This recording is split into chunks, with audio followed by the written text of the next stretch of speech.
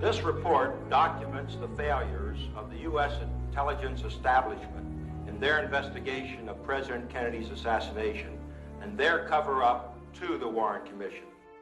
During the 1975 Church Committee investigation of U.S. intelligence activities, committee member Richard Schweiker, in an interview at the time, remarked about Oswald that everywhere you looked with him, there are fingerprints of intelligence. Those fingerprints extended back to 1959 when Oswald defected to the Soviet Union. State Department intelligence officer Otto Otepka had noted the marked increase in the number of Americans defecting to Russia at the time. He also noted that some of them came from the military. He therefore suspected that some of these men were fake defectors. They had been assigned by the CIA to garner intelligence behind the Iron Curtain. He sent a letter to the CIA asking which ones were real and which were their agents. Oswald was one of the names on Otepka's list. Otepka's request was forwarded to James Angleton, Chief of Counterintelligence. He instructed that there be no research done on Oswald, but Otepka continued to work on the Oswald case. The only thing of significance was that he was really interested in Lee Harvey Oswald before the assassination. And he actually had a study of these defectors in his safe. Well, things got worse. His office was not only bugged, they planted people in his office to spy on him. They started putting confidential documents in his burn bag and then trying to blame him and saying he's burning confidential documents. The guy's gone, wacko. As a result, he was formally removed from the State Department on November the 5th, 1963. Just 17 days before the assassination. So you will not see Otepka's name in the Warren report, and he was not called as a witness before that body. In fact, James Angleton, the man who had access to all the Oswald files at the CIA, coordinated the agency's response to the Warren Commission's requests.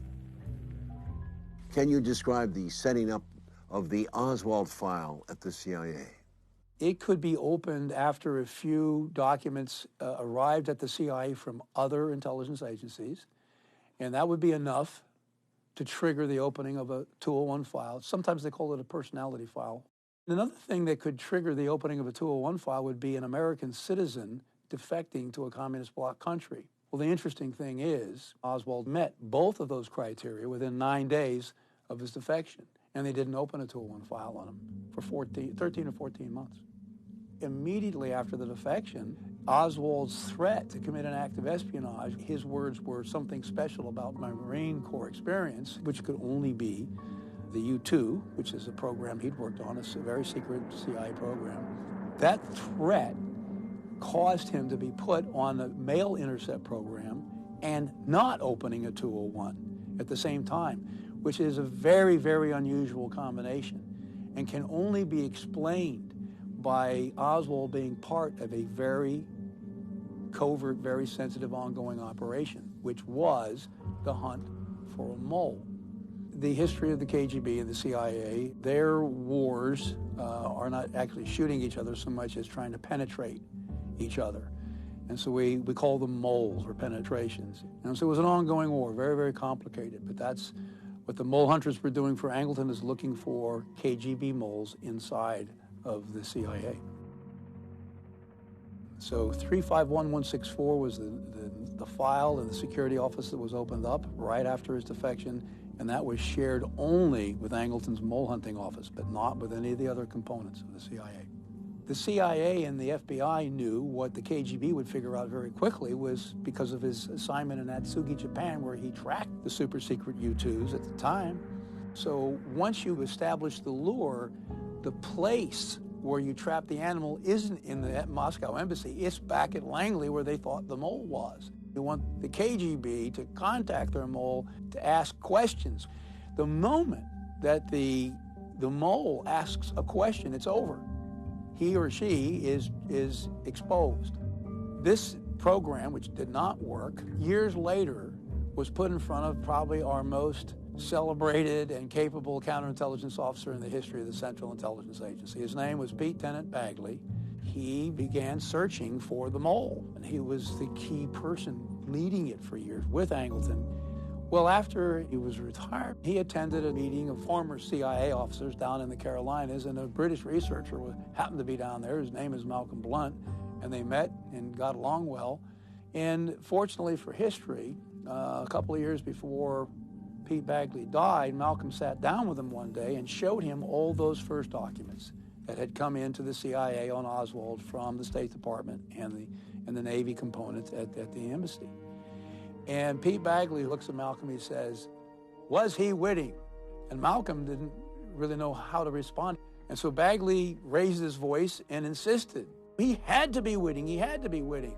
That was a telling, seminal moment in the history of KGB-CIA spy wars and the history of Lee Harvey Oswald. His early use by the CIA was just a very, very important moment because finally, after all these years, a very senior CIA officer had just told Malcolm and us that Lee Harvey Oswald was a witting false defector when he went to Moscow. There was another unusual event that took place at the time of Oswald's defection. The source of his income changed. Oswald's last quarter of earnings in the United States before he defected to the Soviet Union should have been paid by the United States Marine Corps, and they weren't, because we asked to see his Marine Corps earnings records that the Marine Corps deposits with the Social Security Administration. They did not pay him any money the last quarter he was in the United States before his defection. He had no income from the Marine Corps, when he should have had. Could this all be coincidence? Or was Otto Otepka correct in suspecting Oswald was not a legitimate defector? And is this why Angleton told his secretary to withhold information from Otepka? The line that the CIA fed the Warren Commission, that we really didn't know anything about this guy. We now know that that was complete nonsense. Oswald was a figure of intense interest for 4 years before the assassination. And a dozen senior CIA officers were very well acquainted with him. Everything he did, where he went, what his politics were, his family life. I mean, remember, they were reading his mother's mail. That's how closely they were watching him, right up until Kennedy was killed. And then Kennedy was killed, Oswald's arrested, and they say, "Oh, we know nothing about this man." In fact, ARRB records show that James Angleton and the CIA were receiving reports on Oswald up until 1 week before the assassination.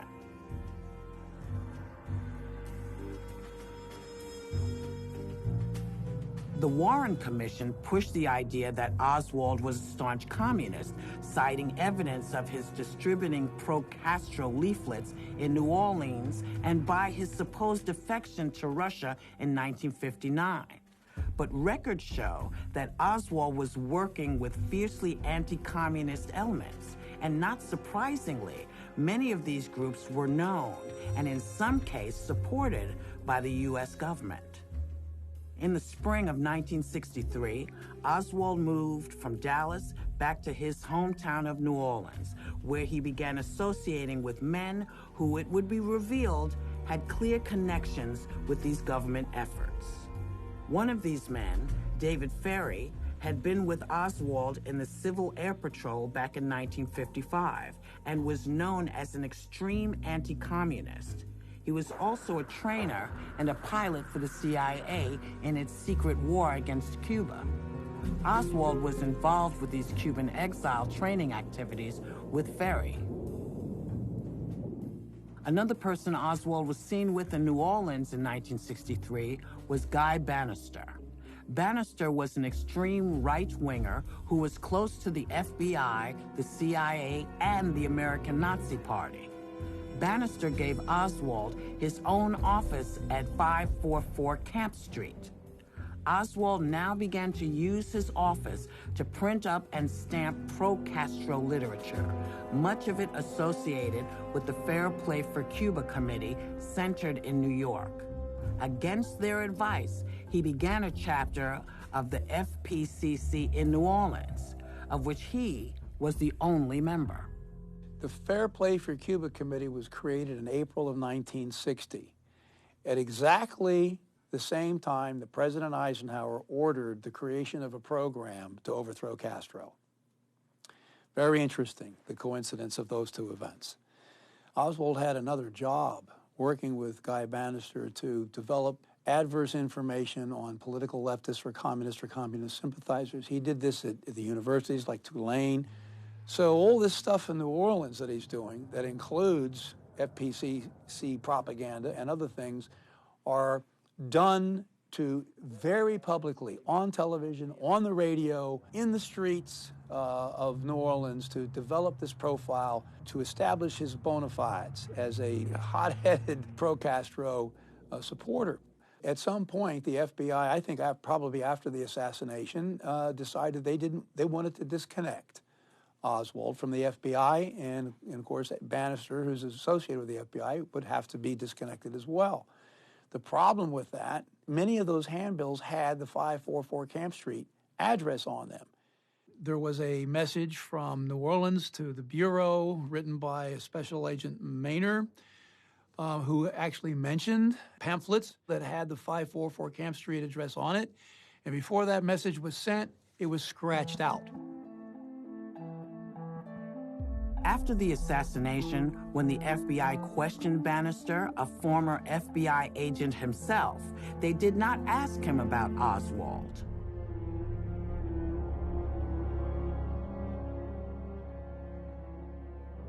One of the places Oswald leafleted in front of was Clay Shaw's International Trade Mart. Shaw, who was arrested by New Orleans DA Jim Garrison on charges that he was part of the conspiracy to kill President Kennedy, always denied he was associated with the CIA. You have never yourself had any CIA connection? None whatsoever. Any association with the organization? No, none. The review board has shown these denials to be false. Shaw was both a highly valued contract agent and had a covert security clearance for a project codename QK Enchant. New Orleans attorney Dean Andrews had worked with Oswald in May of '63 in an attempt to upgrade his military discharge from its undesirable status. After the assassination, a man calling himself Clay Bertrand phoned Andrews and asked him to consider going to Dallas to defend Oswald. Under oath, Clay Shaw denied that he was Clay Bertrand, and Andrews claimed that because of the medication he was on, he had only imagined the phone call. But today, because of the work of the Assassination Records Review Board, we now have evidence and 12 people who confirm that Shaw used this name as an alias. Andrews later admitted that Shaw was Bertrand to author Harold Weisberg, but made him promise not to reveal this until after Andrews' death.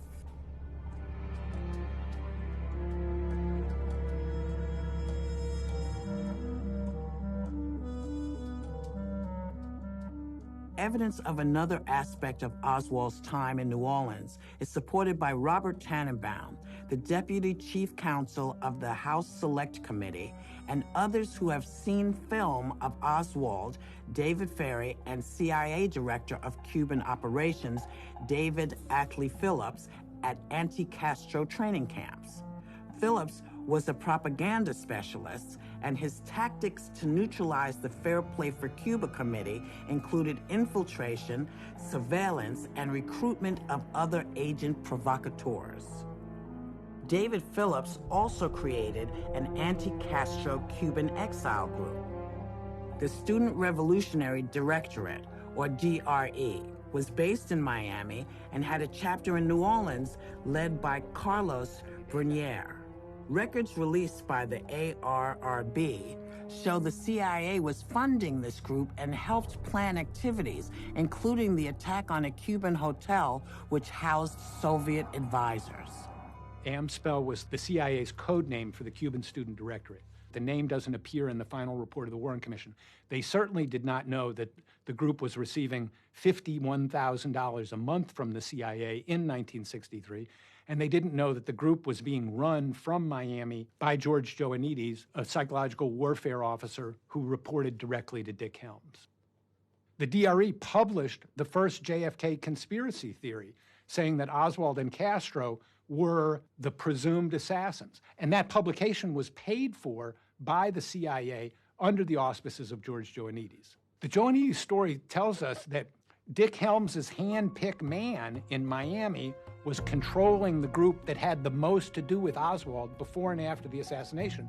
I found out Joannides' identity many years later, and I went to Bob Blakey, the head of the HSCA investigation, and I said, Bob, did you ever know this guy Joannides? And he said, yeah, we dealt with him a lot. He was the liaison.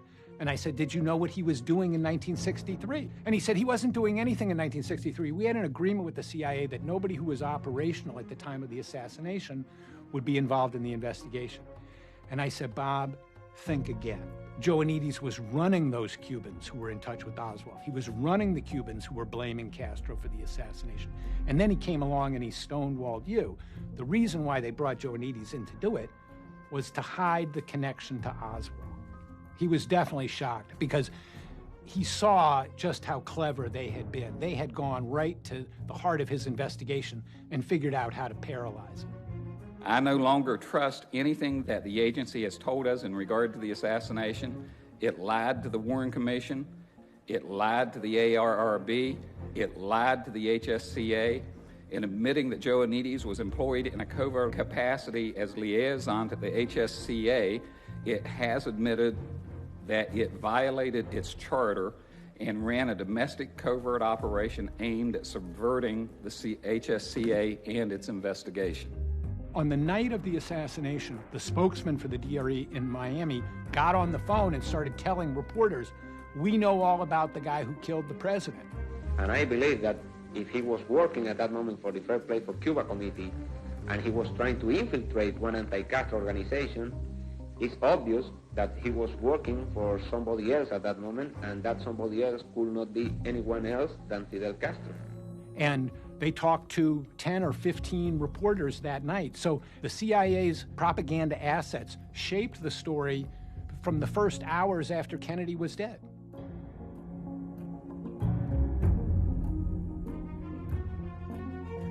Even the Assassination Records Review Board had trouble getting documents from government agencies. In late 1992, a month after the Records Act was passed, the Secret Service began its compliance plan. But by January of 1995, it had begun destroying important documents. And they destroyed a group of records which involved threats to President Kennedy in the fall of 1963. They have what they're called threat sheets, and there were many threats made to President Kennedy's life during the year 1963. They fought us on release of those records. They even enlisted Vice President Gore's wife to help them because she had a very legitimate concern for mental health records, and the idea was that this might disclose the names of people who had mental health problems. In the end, when we required agencies to disclose, to swear under oath that they had located all assassination records, had turned everything over to us, the Secret Service refused to sign the document under oath. I think that was telling. The destruction of records is actually referenced in the Assassination Records Review Board final report. Very disappointing. They were records that related to trips that President Kennedy had taken in the fall of 1963 prior to him going to Dallas. In the FBI, a stop or flash was placed on Oswald's files, which meant that no one could ask for a document in those files, or no one could even add a document to those files without going through the FBI's espionage division. And that lasted for 4 years. It was essentially a blinking red light on Oswald's files at FBI. On 8 October 1963, an FBI agent whose name was Marvin Giesling took that status off of Oswald's files. He dropped the flag of Oswald's files. What that action did was to lower Oswald's threat profile at the FBI. just weeks before the Kennedy assassination. And what that would mean is there was no reason to put Oswald's name on the security index. One thing about the security index is when you have a presidential motorcade going through a particular route, anybody who's on that index has to be removed from where they are. They cannot be on the parade route. That action at the FBI didn't happen in isolation. The same thing happened at CIA at exactly the same time. And of course, it exposes the president to a dangerous situation that he shouldn't have been. Few people knew that there had been at least 2 prior plots to kill President Kennedy in 1963. One was in Chicago on November 2nd. The second was in Tampa on November 18th. Kennedy ended up not going to Chicago. Tell us about that plot. An informant on October 31st, an informant named Lee, who could have been Lee Harvey Oswald, gave a warning to the FBI stating that 4 Cubans were headed to Chicago to shoot Kennedy. The following day, a landlady reported to the Chicago police that she had rented a room to 4 people that had rifles with telescopic sights and a sketch of the motorcade. The FBI passed that on to the Secret Service, and the Secret Service botched the surveillance of these 4 individuals. 2 of them escaped, but they actually picked up 2 of the snipers, and they detained them.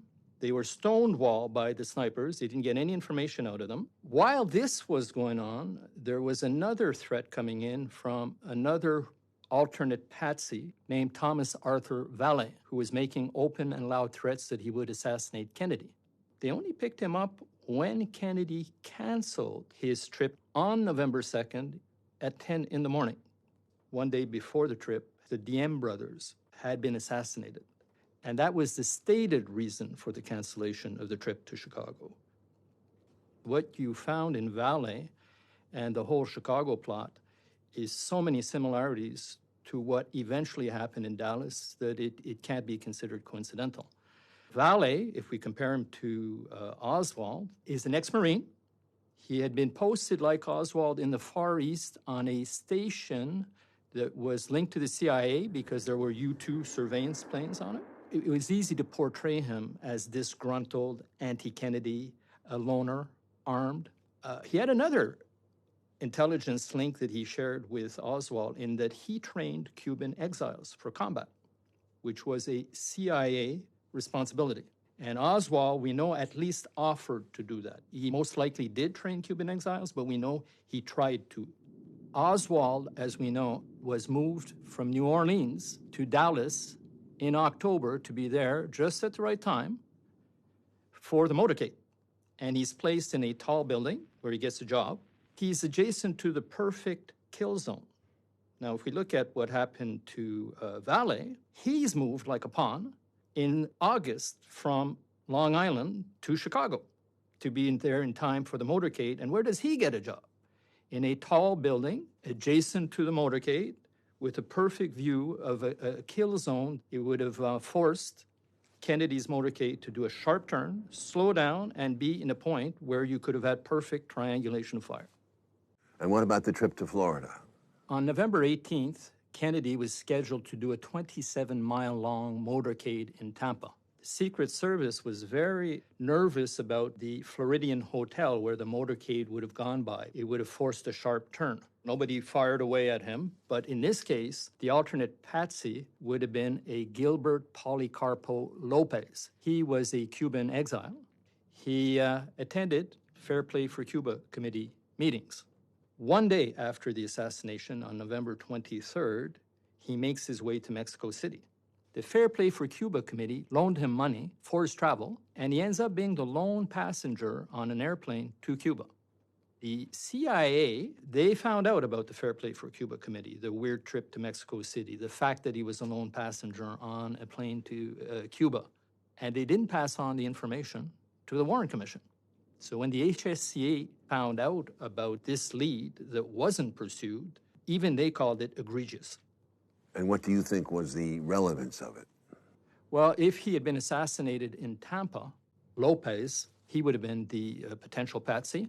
If they had to admit to a front shot, because Oswald was behind, there were rumors that he had assisted Oswald in the assassination in Dallas. Had anyone tried to speak to the Warren Commission about these incidents?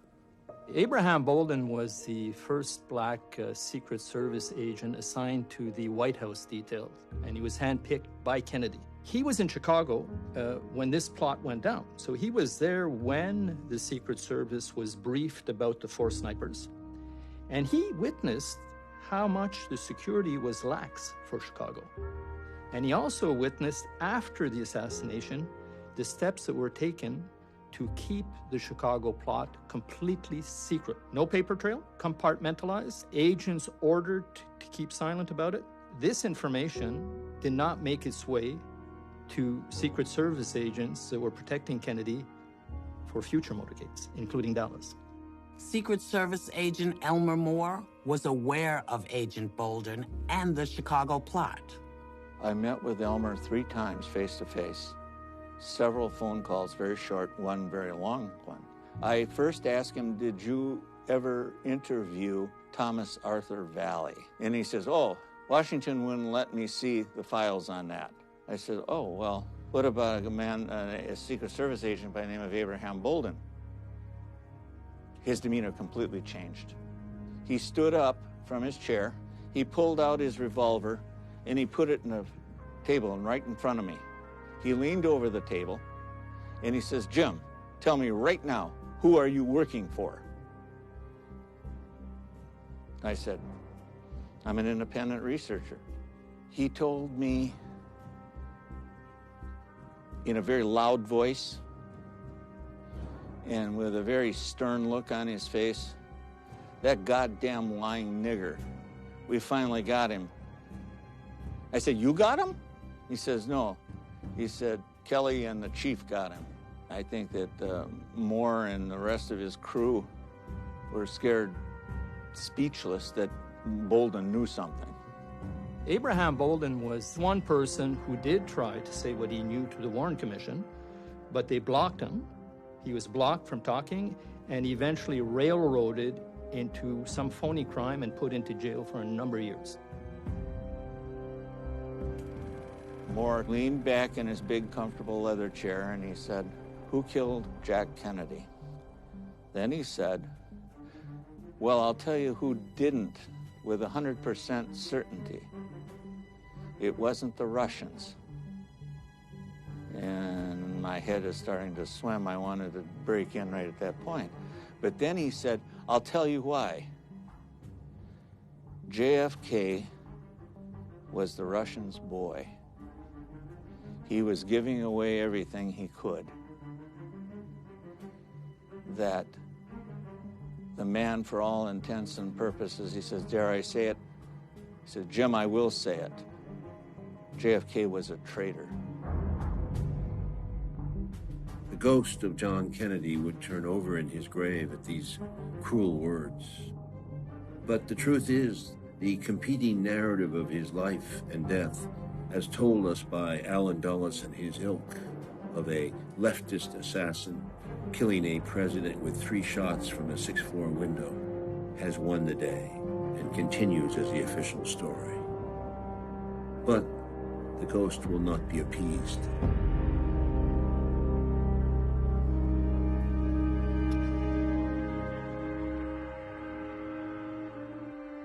After the Bay of Pigs debacle, JFK began to use his brother Bobby as a foreign policy advisor.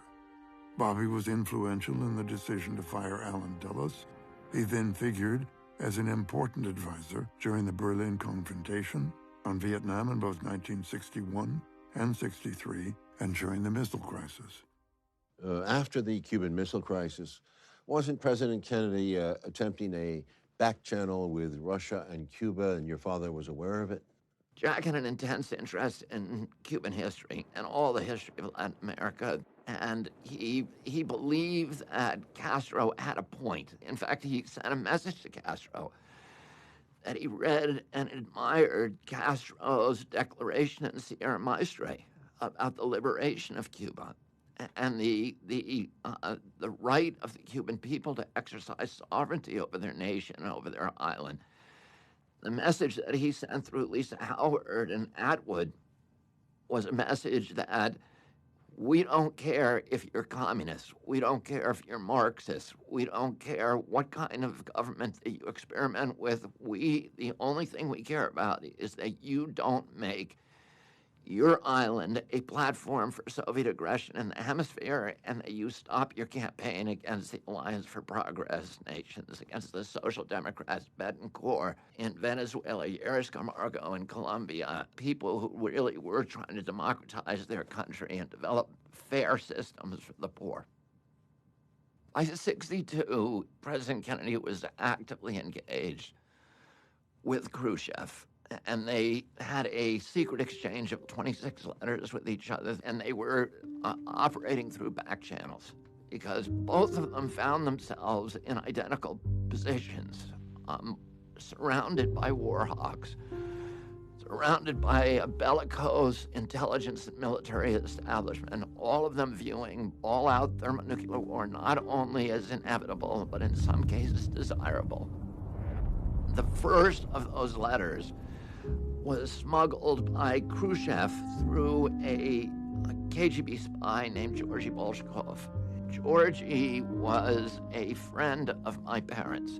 My uncle wrote the verse of his from Cape Cod, and he talked about how his children and their cousins, which meant us, were playing in the yard, and that these two leaders had no right to bring the world to a crisis that would destroy children like us who had no political involvement, and the millions of other people around the world who would be destroyed, and that it would be their failure and their sin if they allowed that to happen. And they proceeded along a course that ended up with them really talking very seriously about complete demobilization. And Khrushchev's career was ended by that as well. Among the many traits the peoples of our two countries have in common, none is stronger than our mutual abhorrence of war. Almost unique among the major world powers, we have never been at war with each other. Norman Cousins, who was then the editor of the Saturday Review, had gotten a meeting with Khrushchev. And so Norman Cousins goes to Kennedy and he said, let's talk about anti-nuclear plans. Let's see if we can, go for some sort of form of disarmament. He's like, what can I say as to your level of commitment? And Kennedy's like, I'm 100% committed to disarming our nukes. And that was very difficult because, again, there were hardliners on both sides. And so they ended up with the limited test ban treaty where they banned all above ground testing. But that's what came of that meeting, is that conversation. But when he came back, he also said, Khrushchev's going to need a real sign from you that you're really committed to this. And of course, this became very eloquently real in June of 1963, when Kennedy gives the famous peace speech, as it came to be known, at American University. I realize the pursuit of peace is not as dramatic as the pursuit of war. And every graduate of this school, every thoughtful citizen who despairs of war and wishes to bring peace should begin by looking inward, by examining his own attitude towards the possibilities of peace, towards the Soviet Union, towards the course of the Cold War, and towards freedom and peace here at home. First, examine our attitude towards peace itself. Too many of us think it is impossible. Too many think it is unreal. But that is a dangerous, defeatist belief. It leads to the conclusion that war is inevitable, that mankind is doomed, that we are gripped by forces we cannot control. I think Mr. Kennedy has done some significant things in civil rights, and I would include the Attorney General. I think both of these men are men of genuine goodwill, and I think there is a necessity now to see the urgency of the moment. Although we've focused primarily on foreign policy, we cannot overlook Kennedy's battles in the South with Governor Ross Barnett of Mississippi, and in that June of '63 with Governor George Wallace of Alabama. And I'm asking from you an unequivocal assurance that you will not bar entry to these students and that you will step aside peacefully, do your constitutional duty. In both showdowns using federal troops, the Kennedy administration won admission of black students to the last public colleges in the South. George Wallace made it clear that this fight was not over. And the South next year, will decide who the next president is. Whoever the South votes for will be the president. And you're going to see that the South is going to be against some folks. That night, Kennedy addressed the nation in what many consider the finest presidential speech on civil rights since Abraham Lincoln. And that the rights of every man are diminished when the rights of one man are threatened. If an American, because his skin is dark, cannot enjoy the full and free life which all of us want, then who among us would be content to have the color of his skin changed? 100 years of delay have passed since President Lincoln freed the slaves, yet their heirs, their grandsons, are not fully free. And this nation, for all its hopes and all its boasts, will not be fully free until all its citizens are free. We face, therefore, a moral crisis as a country and a people. And this is a matter which concerns this country and what it stands for. And in meeting it, I ask the support of all of our citizens. Thank you very much. By the fall of 1963, Kennedy had made many enemies. He was working on an American withdrawal from Vietnam, an upcoming state visit to Indonesia in '64, an independent, unified democracy in the Congo, through Nasser, a balanced policy in the Middle East, normalization of relations with Cuba, and a détente with Russia, even going so far as to offer them a joint mission to the moon. But on November 22nd, another face of America asserted itself. Several thousand enthusiastic Texans are on hand to give the President and Mrs. Kennedy a warm welcome. On that day, the world changed.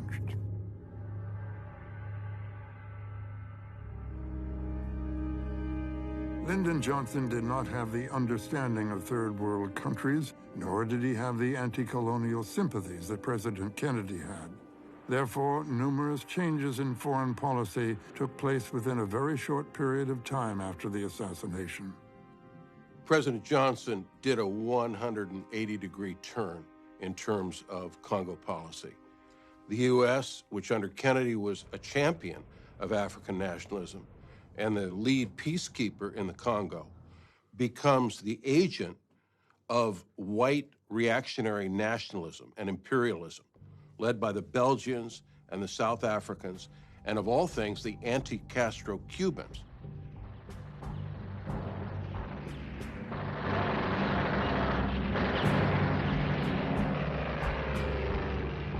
The CIA now began to furnish planes and Cuban exile pilots to fly sorties to stamp out the rebellion. According to one pilot, the CIA manned the embassy and brought members of a secret operation from the Bay of Pigs, codenamed Operation 40.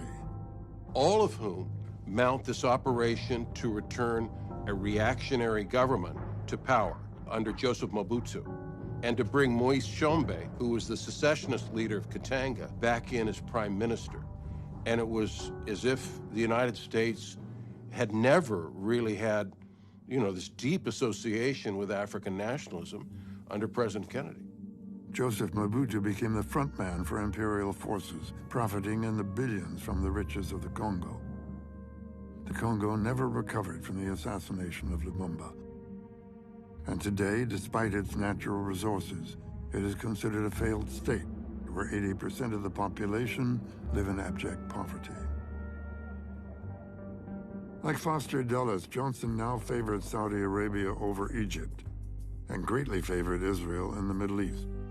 The fairness and even-handedness Kennedy was building was lost. In 1968, when Johnson learned Israel had acquired atomic weapons, he made the decision to order CIA Director Richard Helms not to tell the Pentagon or the State Department. In 1973, while Egyptian tanks were crossing the Sinai during the Yom Kippur War, Commander Moshe Dayan proposed the use of nuclear weapons. Kennedy's goals of peace through alliances with moderates and a solution for the Palestinian refugee problem were abandoned. In Latin America, JFK's Alliance for Progress, a program promoting economic development, suffered as well under Johnson. In 1964, Johnson said you could take all the gold in Fort Knox and it would just go down the drain in Latin America unless the private investor could have some confidence that he could make his investment and it would not be confiscated. Johnson's private investment idea broke with Kennedy's policy, which was to make most of the loans out of the United States Treasury, thereby charging little or no interest. Under Johnson's leadership, the future allotments for 67 to 69 were reduced, and much of it was shifted to military programs. By 1973, it was eliminated. Undersecretary of State George Ball referred to the island archipelago of Indonesia as the true breaking point in Asia, more important to the United States than Vietnam. What were some of Kennedy's plans for Indonesia after 1964? 3 days before Kennedy was killed, he signed an $11 million aid package that included, not just military weapons, because that's something they hadn't been willing to provide before Kennedy, and Kennedy knew, look, if we don't give them the weapons, they're just going to go get them from the Soviets. So he did agree to that. But Kennedy wanted to emphasize roads, infrastructure, education, money for food, money to help levee places and create rice paddies. Kennedy wanted to help Indonesia become self-sufficient. President Johnson had a visceral dislike of Sukarno that led him to conclude that he didn't want to spend any political capital attempting to appeal to a leader that he viewed as a regional bully. So Sukarno bitterly criticized the U.S. war in Vietnam. He signaled that he was going to pursue a radical anti-colonial foreign policy that the Johnson administration saw as a direct threat to American interests and something that had to be stopped. The U.S. State Department signaled to the Indonesian army that overthrowing Sukarno and killing lots and lots of communists would produce a political payoff. September 30th, 1965. Following rumors of a suspected military coup against Sukarno, leftist officers tried to bring the disloyal generals to trial. Their plan quickly descended into chaos, and General Suharto took control. The Indonesian army, with CIA support, blamed the killing of the generals on the Communist Party. General Suharto then used this as a pretext to turn the army on the communists and eventually neutralize President Sukarno, taking his place as president. 500,000 at least were killed. People that were identified as communists, whether they were or not, whether they even knew what communism was not. If their name was on a list, they were killed. And this is the most consequential legacy of President Kennedy's assassination. The coming to power of a president who not only didn't care about Indonesia, but who surrounded himself with officials who had a stake in a far more confrontational approach towards Indonesia that ultimately resulted in spasm of mass killing in which nearly 500,000 unarmed civilians were killed by the Indonesian army. Regarding Vietnam, a review of the declassified record shows that Kennedy continuously pushed back against the Pentagon by refusing every request to commit combat troops there. This conflict is reflected in the National Security Action Memorandum, NSAM 273, drafted in the days before his death. In its final form, it allowed for direct American involvement in Vietnam. But George Bundy, who's the National Security Advisor, puts together a memo based upon the truth about the war, which is just going terribly.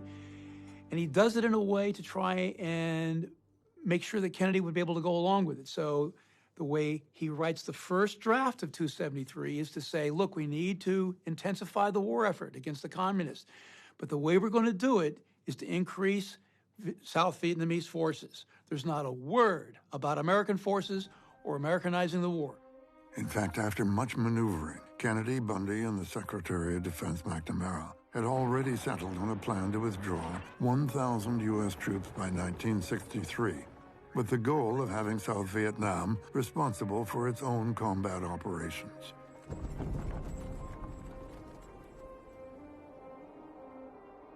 Well, Kennedy's body is still in the casket in the rotunda over in the Capitol building, is when Johnson changes NSAM 273 to a new version. It's Sunday, and McGeorge Bundy has to take the old version around town and show it to Rusk and show it to all the principals and get their input. And when it comes to the key paragraph, paragraph 7, which talks about how we're going to intensify the war, all of a sudden, the restrictions that McGeorge Bundy had put on that, instead of changing a few words, there's 2 big hash marks through that paragraph. And it's completely rewritten. And I asked Bundy in an interview, I said, who told you to do that? He said, Johnson did. In the review board's declassifications, there is evidence that Johnson was fully aware of Kennedy's Vietnam withdrawal plans, disagreed with them, and worked on Robert McNamara to make him renounce them. Well, I always thought it was foolish for you to make any statements about withdrawing. I thought it was bad psychologically. But you and the president thought otherwise, and I just sat silent.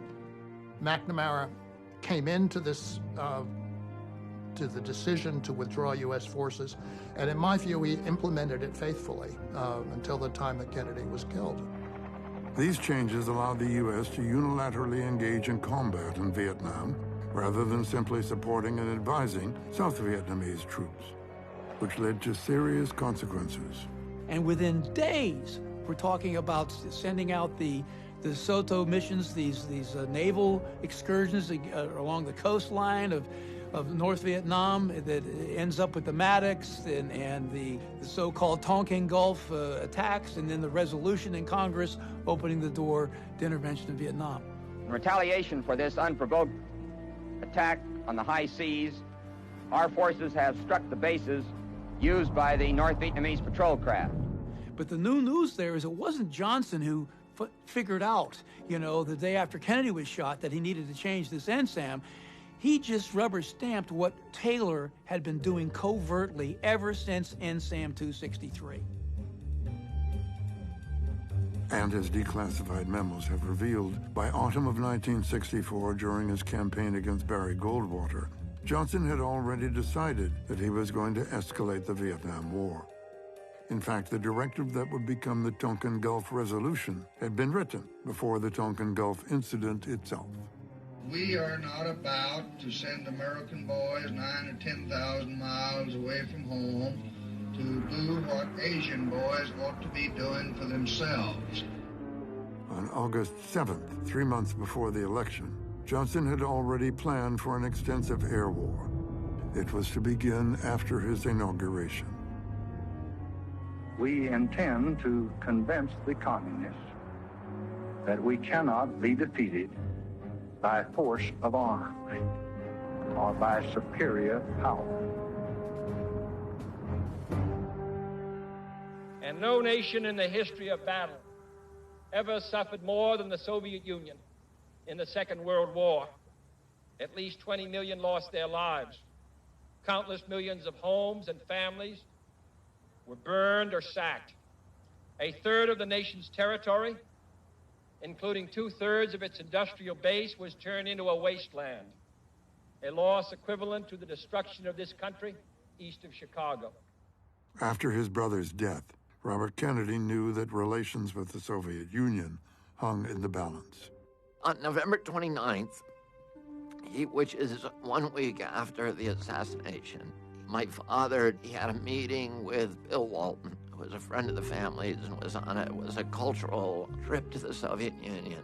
And he asked Walton to convey a message through Georgy Bolshakov to Premier Khrushchev, saying that our family knew that the Soviets were not involved in the assassination, that it was a right-wing plot from our own country. In other words, the CIA, or forces aligned with the CIA, they said they also believed that Bobby Kennedy intended to run for office and that eventually he would get back to the White House. And when he did, he planned to resume his brother's policies of détente and peace with the Soviet Union. but they had to bide their time and wait for that political opportunity. This is a stunning message to be delivering to Bolshakov, because of course Bolshakov is going to take this right to the Kremlin. When Khrushchev paid his respects to President Kennedy at the American embassy, he was reportedly holding back tears. Castro got the news of Kennedy's death while discussing détente with the French journalist Jean Daniel. He then exclaimed, "This is bad news. Everything is now going to change." Like Bobby Kennedy, neither man believed the conclusions of the Warren Report. When news came of Kennedy's death all over the planet, people were mourning and crying and going to embassies. In Latin America, people just lit candles because they didn't even have electrical power, but they wanted to honor his killing. In the Yucatan Peninsula, peasants cleared an area and planted a peace garden. Nasser learned of Kennedy's death in the middle of the night. He got up, dressed, went down to his office, and then realized, well, there's nothing I can do about this. According to his son, Nasser went to a great state of depression after Kennedy's death. Relations with Egypt gradually deteriorated, and they increasingly shifted their allegiance towards the Soviet Union as well. A mass was held in the leading Catholic church in Cairo, which has a capacity of 600. They somehow fit 4,000 people into that church. Algeria, which had special feeling for Kennedy, declared a state of mourning for a week. Flags were flown at half-mast. The U.S. ambassador to Egypt said that he thought the Egyptians had seen in Kennedy the best of what they saw in Americans, that Kennedy had represented a kind of ideal of America to ordinary Egyptians. They poll historians, they poll the American people and say who are the most popular presidents. But one metric that you could use to objectively at least judge the foreign policy is how many boulevards are named after that president in foreign countries. How many hospitals, how many colleges, how many schools, how many statues are standing of that president in capitals all over the world.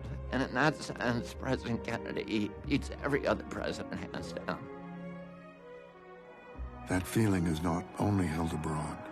Many people at home felt that after Kennedy's death, a period of depression and cynicism overtook the country, and that America was somehow changed forever.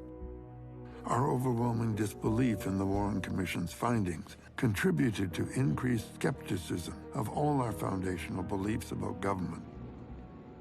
I think there's a direct thread between the events of 1963 and the kind of horror show that America is having to endure right now. And I think once you kill a president in broad daylight on the streets of American City, and everyone knows that powerful forces did it, and it can never be solved, that crime, that sends a signal, not only to the American people, but to the American media, to the American future leaders. And if America really wants a democratic society, and we should get to the bottom of this traumatic crime that continues to reverberate throughout American history. The Assassination Records Review Board made many startling discoveries in the 4 years of its existence. In October of 2017, in compliance with the JFK Records Act 25-year deadline, President Trump said, unless he was in receipt of further information, he would not block declassification of the last of the files. 6 months later, he postponed releasing the last batch, which the Review Board had previously delayed from 1998. This means that 56 years later, the U.S. government is still maintaining secrets about the JFK case. Can a democracy survive if it does not know its deepest secrets about the darkest days of its past? Would you think there was any connection between your father's assassination and your uncle's? I don't think anybody has connected all the dots. There are dots there. There are dots that look like certainly that we should be investigating. And my father's death has never been investigated properly. Because I think we can do better, and I think we can do better around the rest of the globe. I'm not going to be satisfied until that war is over and American soldiers are brought back here to the United States. I have therefore chosen this time and place to to discuss a topic on which ignorance too often abounds and the truth too rarely perceived. And that is the most important topic on earth, peace. What kind of a peace do I mean, and what kind of a peace do we seek? Not a Pax Americana, enforced on the world by American weapons of war. Not the peace of the grave or the security of the slave. I am talking about genuine peace, the kind of peace that makes life on earth worth living, the kind that enables men and nations to grow and to hope and build a better life for their children. Not merely peace for Americans, but peace for all men and women. Not merely peace in our time, but peace in all time.